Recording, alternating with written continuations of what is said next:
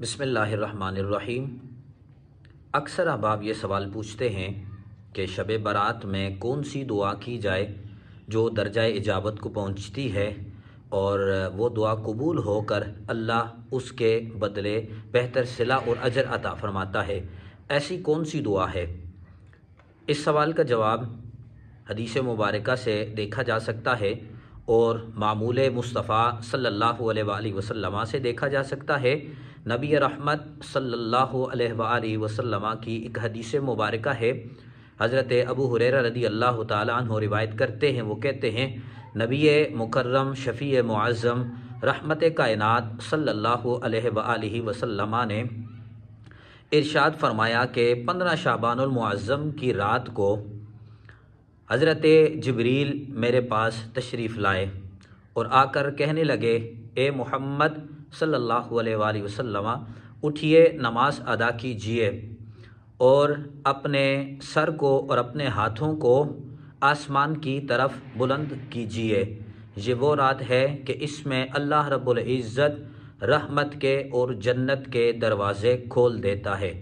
حضور نبی مکرم شفیع معظم رحمت کائنات صلی اللہ علیہ وآلہ وسلم نے حضرت جبریل سے فرمایا جبریل، اس رات کی کیا فضیلت ہے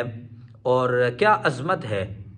تو حضرت جبریل بارگاہ مصطفیٰ میں عرض کرنے لگے، یا رسول اللہ، یہ رات ایسی رات ہے کہ اس میں اللہ رب العزت رحمت کے 300 دروازے کھول دیتا ہے،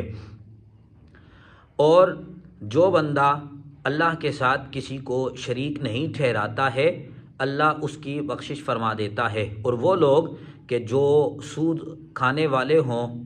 چغل خور ہوں، زنا پر اصرار کرنے والے ہوں، والدین کے نافرمان ہوں، شراب نوشی کرنے والے ہوں، اس رات میں ان لوگوں کی بخشش نہیں ہوتی۔ ہاں، ان کی بخشش بھی ہو جائے گی، لیکن اس کے لیے شرط یہ ہے کہ وہ اللہ رب العزت کی بارگاہ میں گڑ گڑا کر توبہ کریں،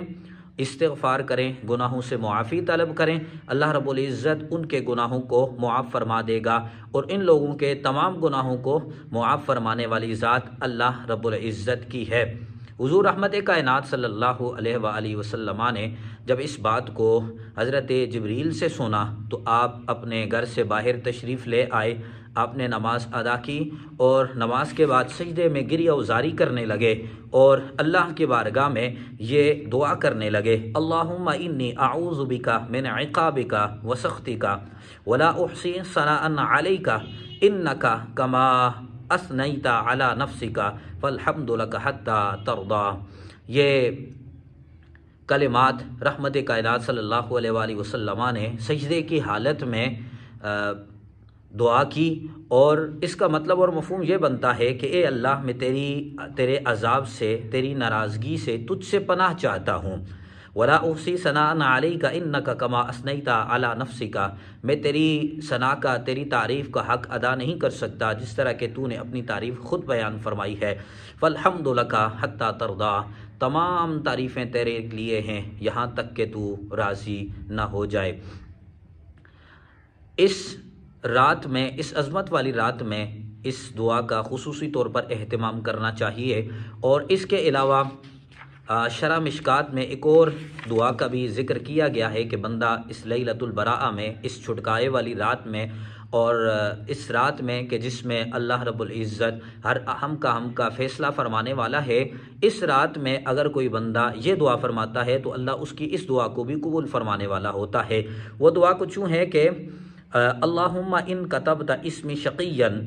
فی دیوان الاشقیاء فامحہ، اے اللہ کہ اگر تو نے میرا نام بدبختوں کے رجسٹر میں لکھا ہوا ہے، بدبختوں کے دیوان میں لکھا ہوا ہے، اے اللہ تو اس کو مٹا دے۔ وَاکْتُبْنِی فی دیوان السعداء، اور تو میرا نام جو سعادت والے لوگ ہیں، سعادت مند لوگ ہیں، خوش بخت لوگ ہیں، ان کے دیوان میں میرے نام کو لکھ دے۔ وَإِن كُنْتَ كَتَبْتَ اسْمِي سَعِيدًا وَإِن كُنْتَ كَتَبْتَ اسْمِي سَعِيدًا فی دیوان السعداء، اگر تو نے میرا نام خوش بخت لوگوں کے دفتر میں لکھا ہے، رجسٹر میں لکھا ہے، اس کے دیوان میں لکھا ہے، فَاثْبُتْهُ،